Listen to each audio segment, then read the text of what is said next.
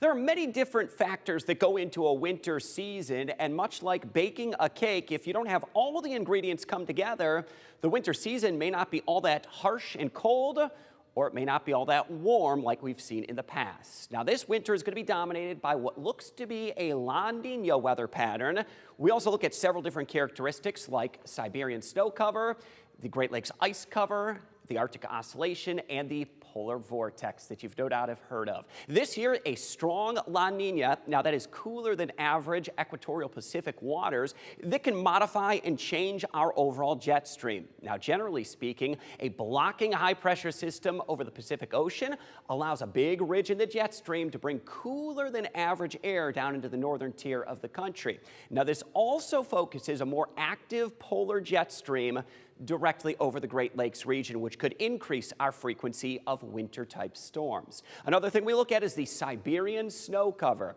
This appears early in the season to be above average. That can influence us, especially as we go through the winter season, when we get what is called a cross-polar flow. That brings that cooler Arctic air out of the northern tier of the country, out of Canada and into our area. That's something we watch very close as well. Now, the frequency of Alberta clippers, these are notorious for bringing quick hits of snow and cooler air. We may see a higher frequency this winter of these types of storms, although the amount of colder air could be short-lived. The final thing that we do watch, yes, it is the polar vortex. Now, last year, during the unusually warm winter, it was a very strong polar vortex, which kept a lot of that colder air bottled up in the North Pole and deep into the Arctic. It just takes a few disruptions in that polar vortex, which are a little more common during a La Nina winter, to bring colder than average Arctic air into our region. So overall, our La Nina winter of 2020 into 2021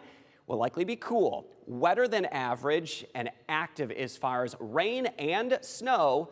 That should keep us above average with a higher frequency of storms, and our temperatures will be near or at times below average. Now, this winter may very well start out warm into December and turn cooler as we go to January and into February. And of course, your full First Alert weather team will keep you ahead of the full winter outlook.